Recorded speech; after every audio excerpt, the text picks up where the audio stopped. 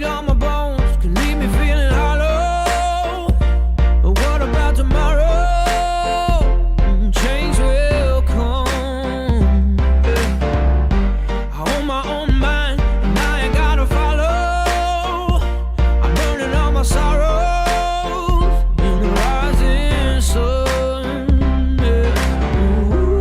Ooh, I know there'll be better days. Ooh, we will go.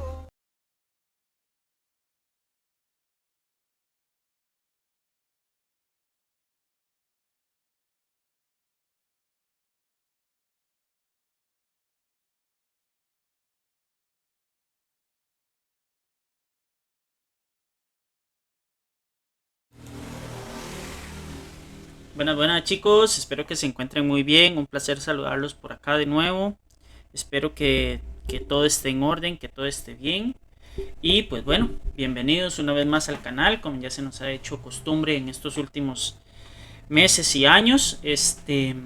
Vamos a hacer el repaso para el examen de undécimo. Hoy vamos a estar hablando de varios contenidos muy importantes, principalmente de la historia del siglo XX en Costa Rica o inicios de la historia del siglo XX en Costa Rica, así que espero que todo quede claro, que sea lo suficientemente bueno para que ustedes pues puedan comprender los contenidos de cara al examen de estudios sociales. Bueno, para empezar chiquillos, no me queda nada más que decir que desearles un buen fin de semana y que todo esté saliendo súper bien. Bueno, cuando nosotros empezamos a estudiar la historia del siglo XIX de Costa Rica y del siglo XX, vamos a empezar a hablar del modelo agroexportador, que como la misma palabra lo dice, es un modelo que se encarga de exportar productos agrícolas. En el siglo XIX, a finales del siglo XIX, Costa Rica tenía dos productos estrella. Uno era la exportación de café, que era producción nacional, y la otra era la exportación de banano, impulsada por los gobiernos liberales. ¿Qué son los gobiernos liberales? Aquellos que abocan por la libertad, poco control de parte del Estado en la parte económica, etcétera, etcétera, ¿no? Entonces, Costa Rica se incorpora al mercado mundial gracias a estos dos productos. El modelo es un modelo de desarrollo hacia afuera, es un modelo que busca la exportación de estos productos y posteriormente importar todos los productos que necesitara y que tuvieran que cubrir la primera necesidad de la población costarricense. Bueno, los factores que favorecieron el desarrollo de este modelo son cuatro. Primero, la fertilidad de nuestros suelos. Costa Rica tiene características muy especiales en nuestras tierras de relleno y en las tierras de altura, porque la fertilidad de los suelos es bastante alta. En Costa Rica se puede generar, se puede generar la siembra y la cosecha de café de altura, que es el café de más alta calidad casi que a nivel global, y la fertilidad que hay en los suelos del Valle Central era muy alta para el momento. Eso va a permitir que la producción de café aumente, que sea fácil sembrar café y que se preste el suelo para hacer esta actividad económica. Después, mucha de la población que vivía en el país ya se concentraba en el Valle Central. Y esto hacía que el desarrollo de las fincas caficultoras fuera más común, la mano de obra sobrara para poder cosechar todas las siembras de café que se estaban haciendo en el país, y aparte de eso había algunas leyes que permitían impulsar la siembra de café en el Valle Central, como entregar lotes baldíos que fueran producidos en temas de café o desarrollados cerca del área de la caficultura, exoneración de impuestos, entre otras cosas. Otra actividad o otro elemento fundamental para que se desarrollara este modelo fue la construcción del ferrocarril al Atlántico. El poder contar con un ferrocarril y no tener que traer por mula o por buey toda la producción cafetalera hacia el puerto del Pacífico y dar vuelta a todo el continente americano para que llegara la exportación a Europa, que era nuestro principal mercado, hace que se acorten los tiempos de manera considerable y que los precios de producción bajen. Aparte de eso, como el café era la moda y el banano también, hay una expansión de la frontera agrícola, es decir, cada vez se dedican más terrenos a la siembra y la cosecha de estos productos, ¿Por qué? Porque eran productos que generaban ganancias, eran productos que generaban trabajo y eran productos que generaban bienestar en el país. Que si bien es cierto la riqueza no se repartió de manera equitativa, totalmente de acuerdo.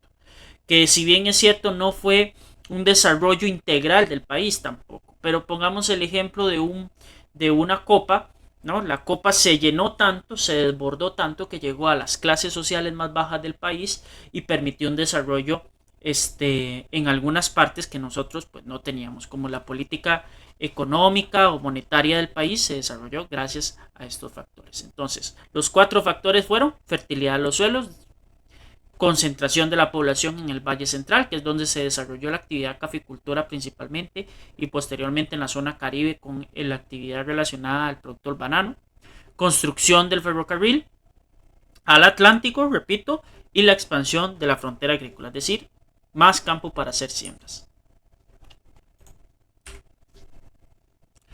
Dentro de estos productos estrella, el café fue el principal producto exportador en el siglo XIX. Se impulsó por la acumulación de riqueza, la facilidad que se le daba al crédito para producir el producto, el desarrollo urbano y portuario que tuvo el país, ¿verdad? Que crecieron las ciudades, crecieron los puertos, se fundó el puerto Moín, que es el puerto más importante de Costa Rica todavía hoy en día en funcionamiento. Y después el banano, que se convirtió en el principal exportador de Centroamérica de banano en la década de 1890 hasta 1916, que contamos con la mayor producción de banano de la zona. Entonces son nuestros 2 productos estrellas, se trataron de cuidar en la medida de lo posible, pero a veces incluso hubo sobreproteccionismo de algunos productos y de algunas, por así decirlo, empresas o compañías que no favorecieron el desarrollo del país, que lo vamos a estar viendo más adelante. Desventajas del modelo: la pobre producción para el consumo nacional, es decir, aquí el consumo del café y el banano no era el suficiente para abastecer un mercado nacional.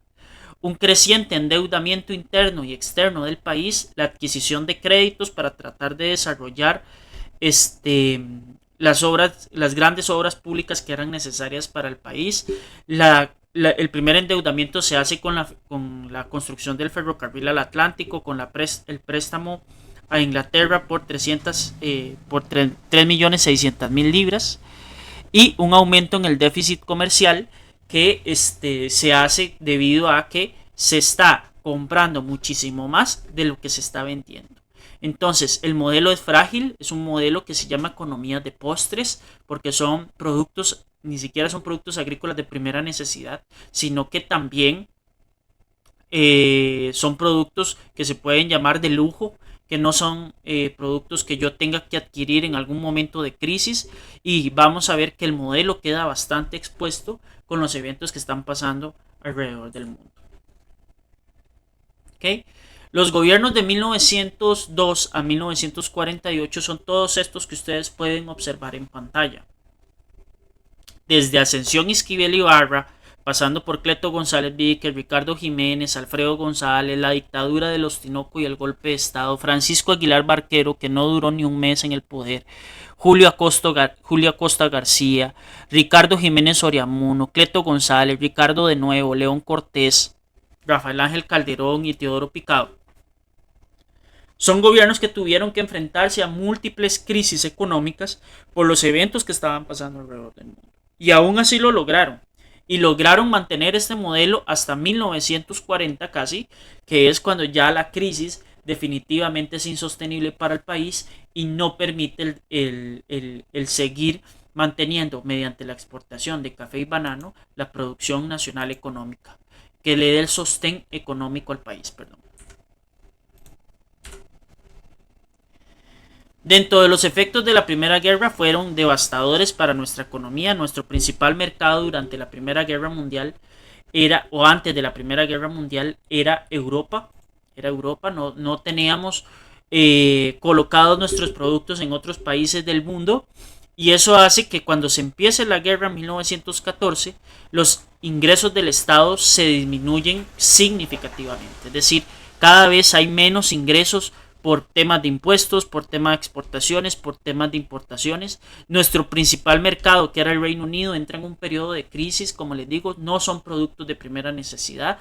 Eso genera que el Reino Unido priorice la compra de otros productos agrícolas y el café y el banano, créanme que no era una prioridad para ellos. Estados Unidos va a ir ocupando paulatinamente, como va avanzando la guerra, nuestro mercado estrella. Es decir, se convierte en nuestro mercado número uno. Todavía hoy en día es así. Las principales exportaciones del país van dirigidas hacia ese país. Entonces Estados Unidos se vuelve nuestro principal comprador, pero esto es un proceso lento que dura varios años y también Estados Unidos entra en guerra, ¿no? A pesar de que el conflicto bélico sí afectó las importaciones y el consumo de la población, productos como el pan, las telas, las herramientas agrícolas también aumentaron del precio y empezaron a escasear.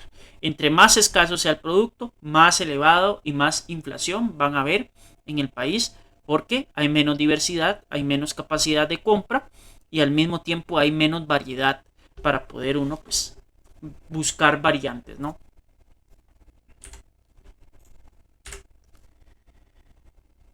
De ahí surge la figura de don Alfredo González Flores, que llega al poder en Costa Rica en 1914, es decir, iniciando la Primera Guerra Mundial.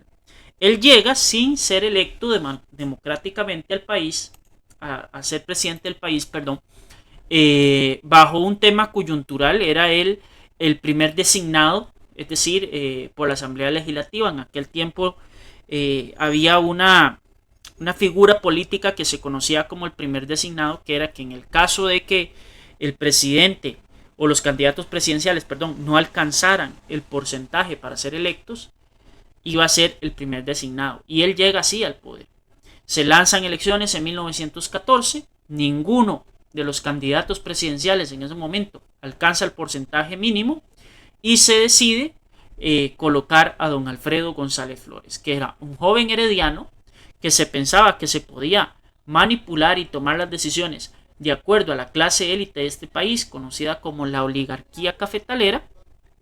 Sin embargo, don Alfredo tomó decisiones importantes, se mantuvo firme en algunas de sus decisiones y él, con todos los estudios que tenía, realizó reformas realmente importantes para el país y comenzó a crear un Estado nacional con diferentes características, un Estado más solidario, con mejor repartición de la riqueza, pero también tomó decisiones impopulares que las vamos a ver tanto para las clases altas como para las clases bajas, ¿verdad?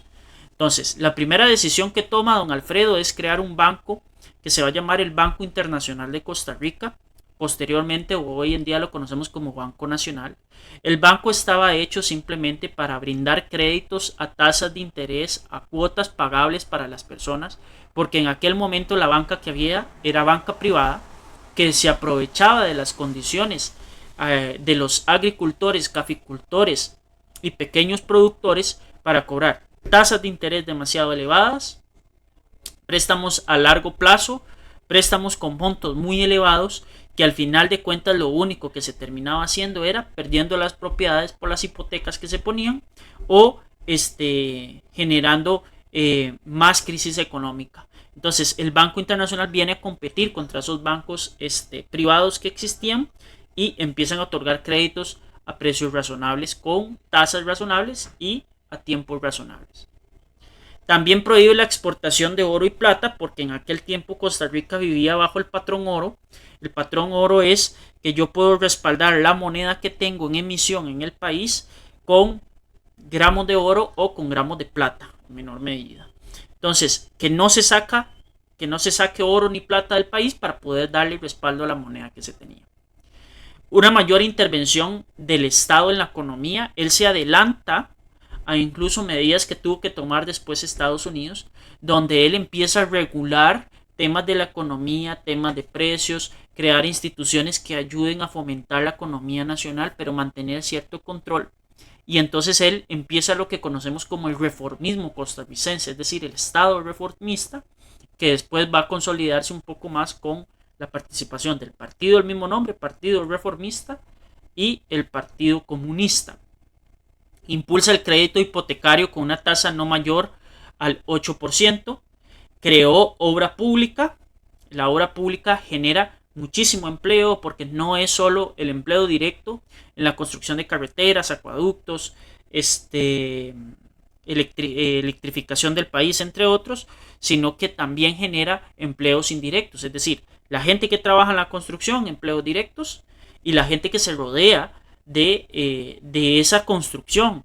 El señor de la ferretería, la señora que vende comida, la sodita de la esquina, la costurera que se encarga de hacer los trajes especiales, entre otras cosas, ¿no? Entonces eso también pues activaba un poco la economía nacional.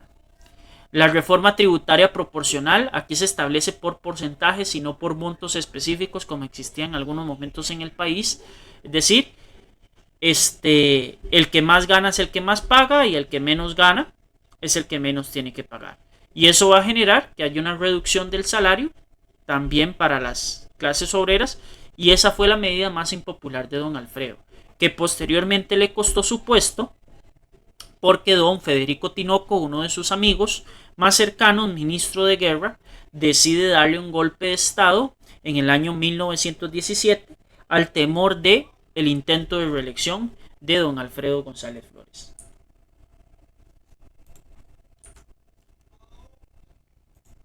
Después Costa Rica otra vez se ve golpeada en los años 20. Si bien es cierto, Estados Unidos está viviendo una prosperidad sin precedentes y todavía sigue siendo sin precedentes para la historia de la humanidad. Nosotros estábamos sujetos a la economía de Estados Unidos. Y si bien los años 20 fueron unos años de recuperación económica, de poder crear mejores condiciones, la crisis del 29 fue bastante fuerte. La crisis, ya ustedes la conocen, fue por la caída de la bolsa de valores de Wall Street y el precio de la exportación del café pasó de, por ejemplo, de 0,24 libras de 1929 a 0,07 libras en 1931. La producción bananera también disminuye, baja debido a la afectación por plagas, una plaga que venía de Panamá, entre otras situaciones y circunstancias. Como les digo, es un modelo muy frágil porque son productos que no son necesarios para el consumo o son primordiales en las vidas de las familias. Nadie se muere por no tener un poco de café en su mañana si no tiene con qué comprarlo, ¿no? Y con cómo consumirlo. Entonces, como efecto, se disminuyó el consumo, se redujeron más los salarios y hubieron despidos del personal. ¿Por qué? Porque no hay demanda del producto, no hay salida para ese producto y eso genera que la crisis aumente. Se tomaron medidas. A nivel económico se recortan presupuestos de programas de desarrollo social, dígase educación, dígase salud. Se detuvo el remate de las fincas, que eran bastantes fincas en condición de remate las que habían en ese momento en el país. Aumentó la deuda interna y se empezó a pedir préstamos a personas adineradas, acaudaladas por parte del Estado, pues para poder mantener un poco el estilo de vida de los y las costarricenses, y también al banco. Y se elevaron los aranceles, es decir, se elevaron los impuestos. A nivel social se crea el Consejo de Obreros y Patronos. Esto es un movimiento sindical que busca mejorar las condiciones y las relaciones entre obreros y patronos.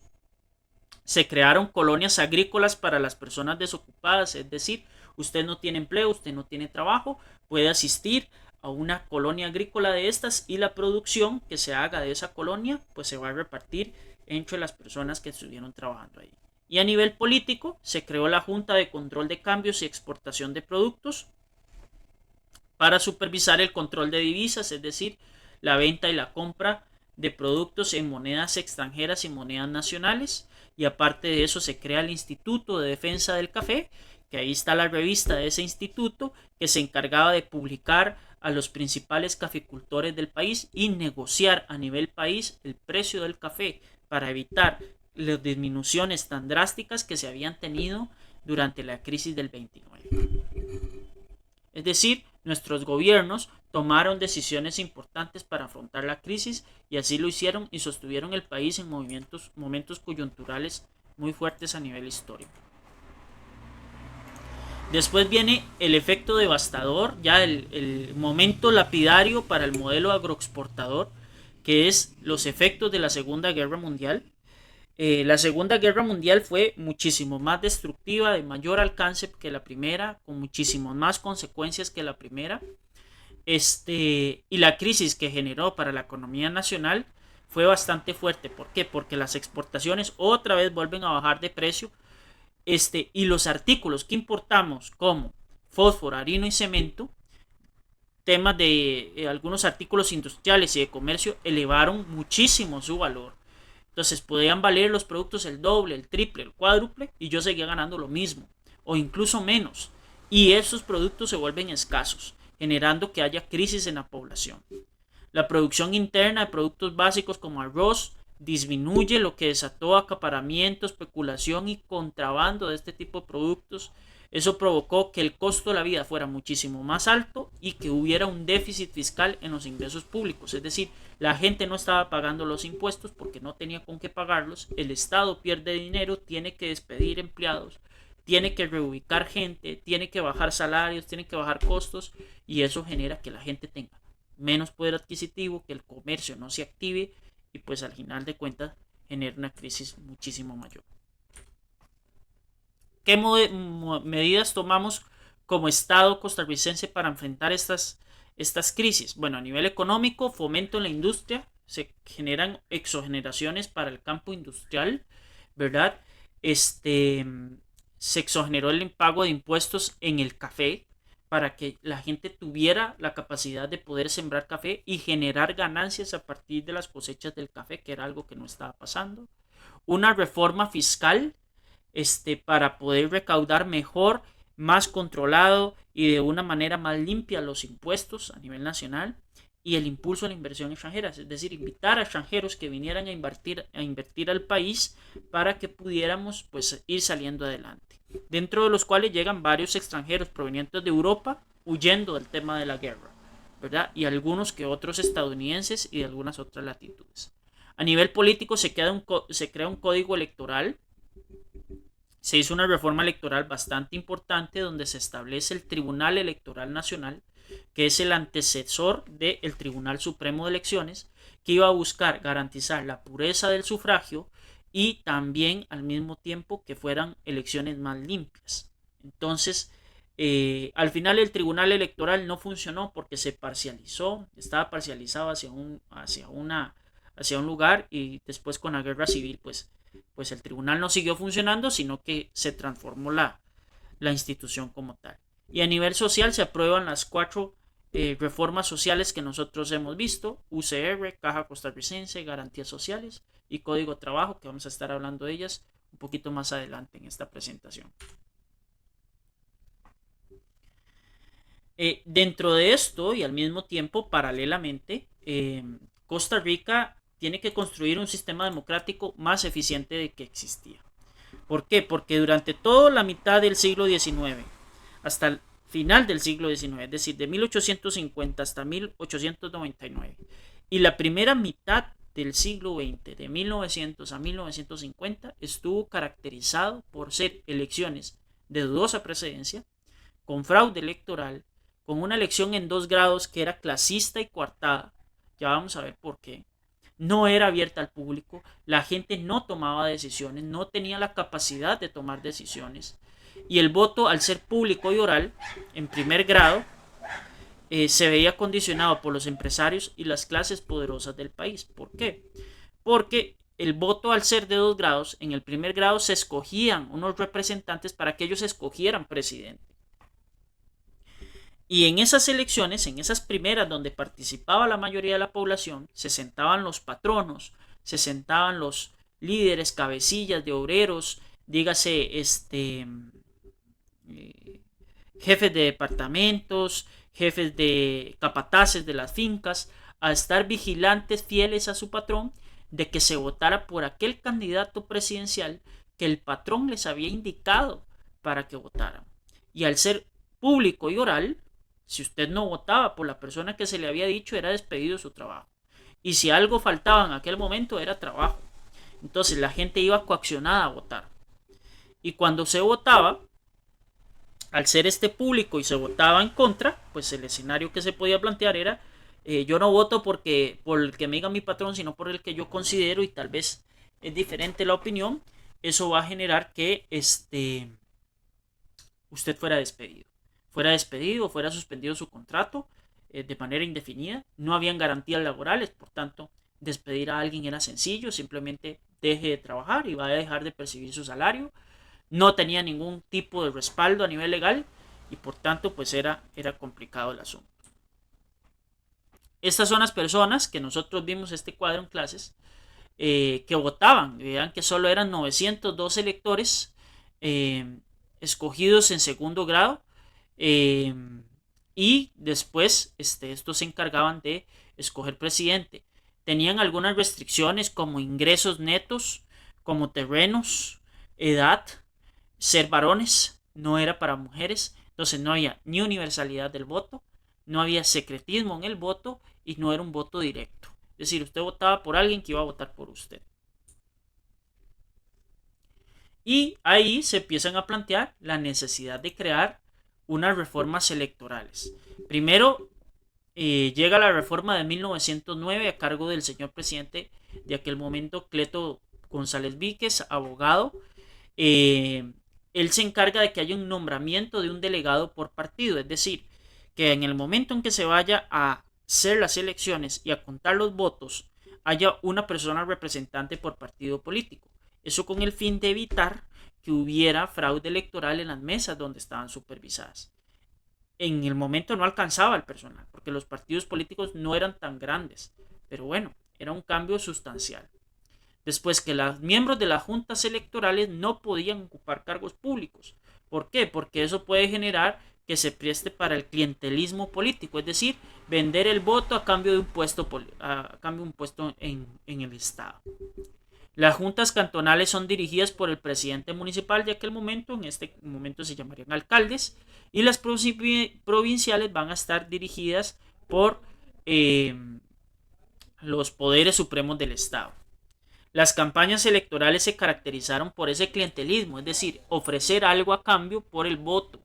Entonces, con estas medidas se buscaba reducir un poquito eso. Después viene la reforma de 1913 de Ricardo Jiménez Unamuno, el que ha sido más veces presidente en el país, y él establece el voto directo, es decir, vote por quien usted cree que hay que elegir como presidente o presidenta del país. En aquel momento solo era presidente porque solo se podían votar varones. Sin embargo, el voto tenía limitaciones porque siguió siendo verbal y siguió siendo público. Entonces tenía la misma limitación que el voto en el segundo grado. Sin embargo, eso permitió que los partidos políticos se organizaran mejor, que ya no eran partidos políticos de personas, sino partidos políticos de una organización social que buscaba acceder al poder. Entonces ya no se convierte en un partido político dependiente de su candidato, que cuando el candidato se iba se disolvía el partido, sino el partido continúa a pesar de los candidatos, a pesar de las figuras que formaran parte del partido en el momento. Y se desarrollan estrategias de alcance nacional para competir por los votantes. Aquí se vuelve una competencia, es decir, el poder alcanzar votaciones y el poder alcanzar votantes, que vayan a elegir el partido político. En 1925 se establece el voto secreto, ahora sí, ¿verdad? Yo puedo elegir a la persona que me guste sin ningún problema. Se requiere el uso de la cédula, requisito que hoy se mantiene. Se crea un consejo electoral encargado de llevar los procesos y un registro cívico, es decir, un registro civil en donde viene anotado el número de cédula, la persona y si ejerció o no ejerció el sufragio para poder contabilizarlo. Una vez, porque antes lo que pasaba era que la gente se disfrazaba y votaba varias oportunidades, no había un registro de quiénes estaban votando y quién no, y nacen los partidos reformistas y partidos comunistas, que son los dos partidos más robustos de la época de los años 30 en el país.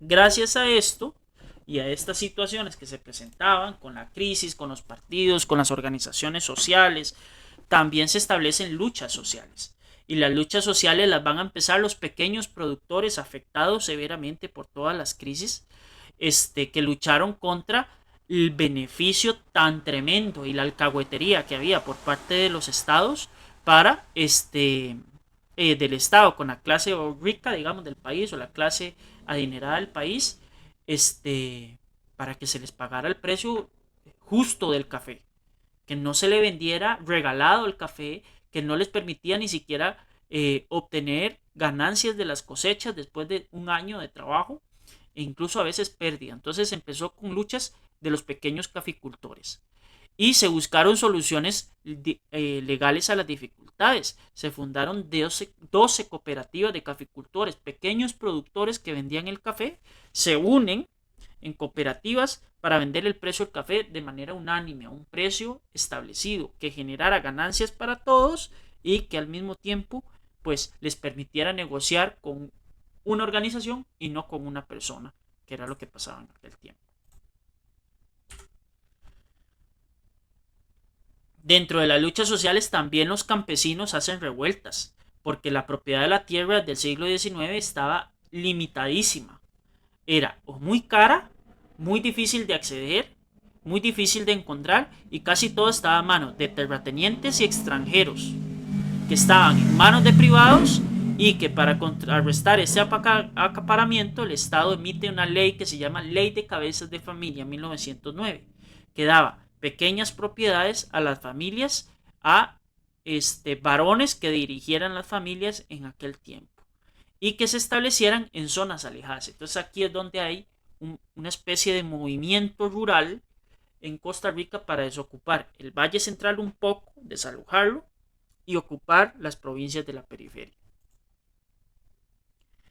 Después los trabajadores urbanos también, los que trabajaban en industrias, talleres, oficinas, comercios, servidores del Estado, empezaron a luchar por tener salarios más justos, mejor pagados, con jornadas laborales delimitadas, porque a veces las jornadas eran irregularísimas. Usted a veces tenía que trabajar 4 horas, a veces 16, a veces 12.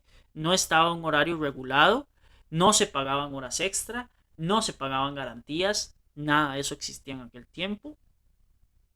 Y el consumo del precio de los alquileres y las malas condiciones laborales hacían una necesidad de eso.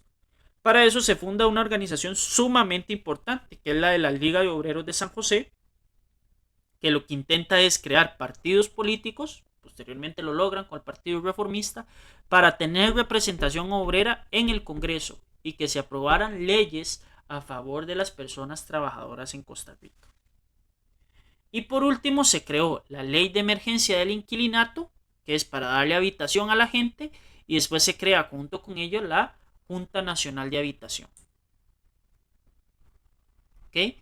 También uno de los más explotados eran los trabajadores bananeros por parte de la United Fruit Company o la UFCO, que imponía condiciones insalubres de trabajo, peligrosas, con jornadas laborales extenuantes y tras de eso no les pagaban en moneda válida para el país, sino que les pagaban en unas boletas, que las boletas solo los podían cambiar en comisariatos, que son un tipo de pulperías que habían en las fincas bananeras establecidas en Limón y en la zona sur del país, y pues al final de cuentas usted salía a la bananera y su dinero, el que usted se había ganado con su esfuerzo, con su empeño y con su buen trabajo, no tenía validez en el país. Entonces eso no permitía un desarrollo integral. Entonces la UFCO se llevaba las ganancias de la siembra del banano, se le habían otorgado un montón de exoneraciones y tras de eso no le pagaba a sus empleados. Entonces las condiciones de los trabajadores y la precarización de las condiciones de vida, durmiendo en barracas y todo lo demás, hace que estos trabajadores bananeros, con justa razón, se hayan alzado la voz para tener mejores condiciones en el país. A nivel de movimientos de trabajadores, también se crea la Confederación Nacional de Trabajadores, se crean mejores organizaciones sindicales, y se fortalece muchísimo el movimiento obrero buscando mejores condiciones para la clase baja y la clase media del país, que era bastante reducida en tamaño. ¿Qué conquistas se hicieron de aquella época? Jornada laboral de 8 horas, creación de una legislación acerca de los riesgos de trabajo, porque cuando usted tenía un accidente en su trabajo, el patrón, si usted no se lo podía atender y no lo podía pagar, nadie lo veía a nivel salud. Entonces usted tenía que pagarlo. Y si usted trabajaba en la UFCO y lo picaba una culebra por ejemplo, y usted no tenía dinero para el suero antiofídico, de ahí se moría. ¿Verdad? Entonces se volvía en una situación cruel. Me están picando las serpientes por yo hacer mi trabajo. Entonces se establece la ley de riesgos del trabajo, que hoy en día la conocemos como la póliza de seguro del trabajo, que todos los empleados formales tienen que tener en el país. Después la jornada laboral de 8 horas para los empleados públicos y posteriormente se logró que los empleados privados también tuvieran esa misma condición. Mejoras en las condiciones de trabajo, se le obliga al patrono a entregar el equipo necesario para mantener en condiciones saludables a sus trabajadores. Leyes para garantizar el abastecimiento de ciertos productos como alimentos y castigar la especulación, esto que se guardaban productos para después sacarlos un poco más caros, etcétera, etcétera, y la reducción del precio de los alquileres. Y de ahí surge la lucha que hicieron las damas a partir de 1920, que empezaron a luchar por acceder a la educación, por tener un derecho al sufragio, eh, por poder participar de la sociedad sin ser discriminadas por el sencillo hecho de ser mujer. Y ahí sale, gracias a la fundación del Colegio Superior de Señoritas en el siglo XIX, mujeres como Ángela Cuña, Ana Rosa Chacón y Corina Rodríguez fundaron una liga que se llamaba la Liga Feminista Costarricense, que en el papel que jugaron en la guerra civil fue fundamental, porque eran la casa de estas señoras, estas damas que estaban luchando por la igualdad y la equidad, donde se reunían y se tomaban decisiones importantes acerca de la guerra civil como tal, ¿verdad? Impulsaban el sufragio el sufragio femenino, el bienestar social, la educación y las campañas antialcohólicas, porque también sufrían de violencia, ¿no? El país ya contaba con un proyecto de sufragio femenino, lo presenta el Partido Reformista, influenciado por lo que estaba pasando en Europa, pero no se logra conquistar esto hasta 1949, que es cuando se aprueba la Constitución Política actual.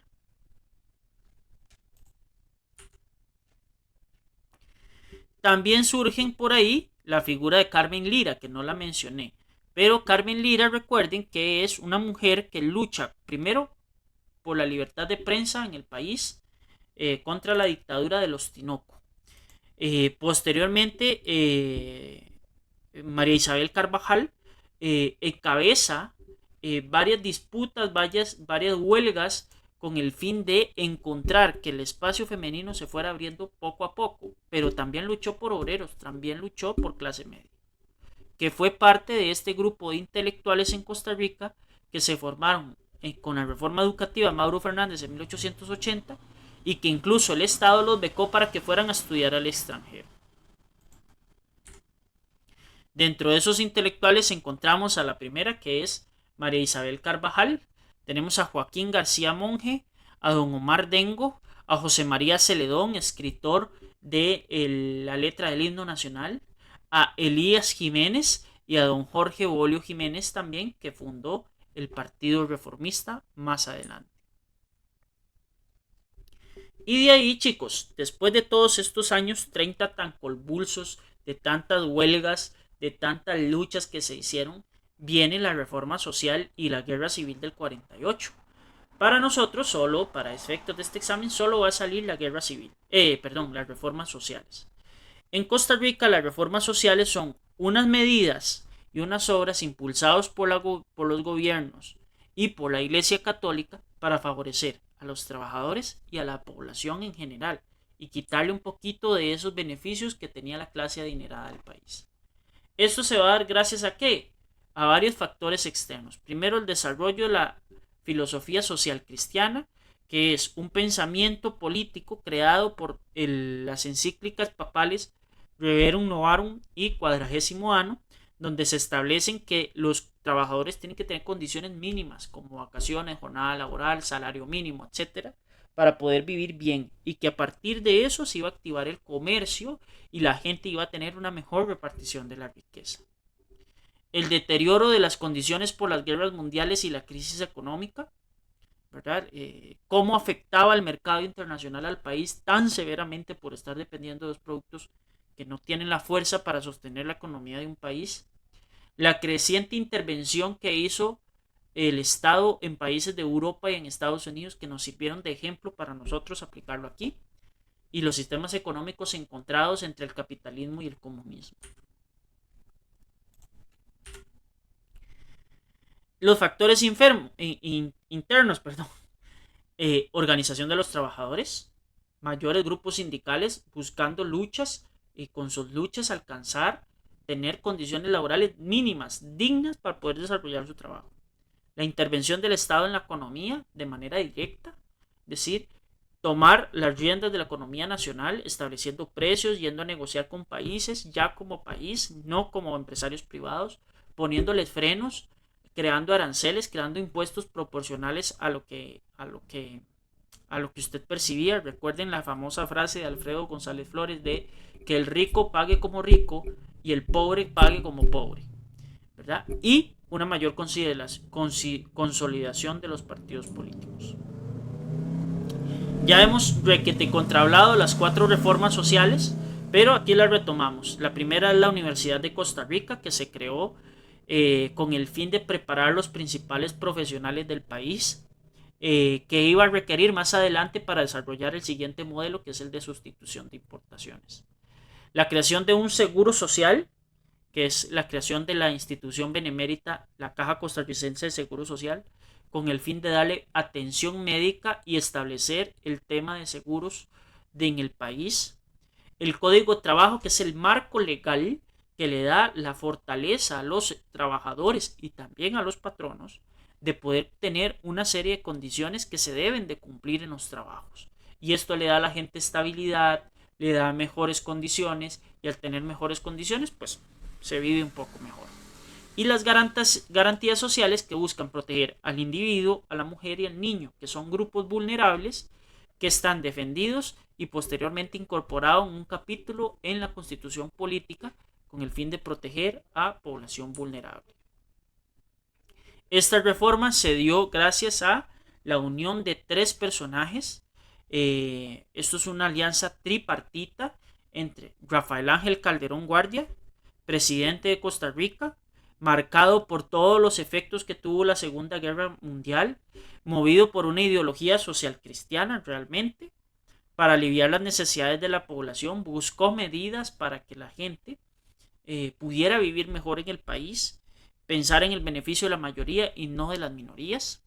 Víctor Manuel Sanabria, que era el arzobispo de San José, también estudió en Europa, también tenía ideas del socialcristianismo y se alió con el gobierno y promovió desde los púlpitos de las iglesias los cambios necesarios que tenían que hacer el Estado, los gobiernos y los sacrificios que tenían que hacer las clases altas, porque también tenían que sacrificarse un poco, ¿no?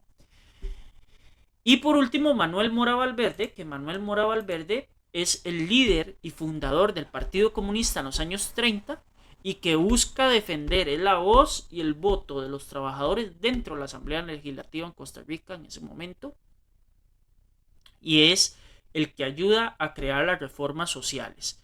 Entre estos 3 montaron la base de lo que hoy podríamos decir que es Costa Rica, junto con Figueres, que lo vamos a ver más adelante, pero que sí sepamos que mucho del trabajo que ellos hicieron y la importancia que tienen para la historia nacional es fundamental, porque hoy contamos con derechos y obligaciones que se establecieron en aquel tiempo y que montaron un modelo de Estado muchísimo más funcional que el agroexportador, muchísimo más justo, y que posteriormente dio al traste con tener el mejor desarrollo económico que hemos tenido a nivel histórico en nuestro país, y que lastimosamente pues se ha ido perdiendo por una serie de factores externos también e internos que no nos ha permitido recuperar la economía. Pero bueno, chicos, espero que haya sido de su agrado este repaso, que lo interioricen, que puedan valorar para el examen, y pues no lo quiero alargar mucho porque puede volverse demasiado pesado el examen. Los quiero muchísimo, cuídense bastante, y a la gente que visita el canal también de personas externas, también les mando un cordial saludo. Si el video les sirve para algo, le pueden dar like ahí y dejarme un comentario, y les agradezco muchísimo que hayan estado por acá y que me hayan podido acompañar. Muchas gracias y buenas noches. Chao, chao.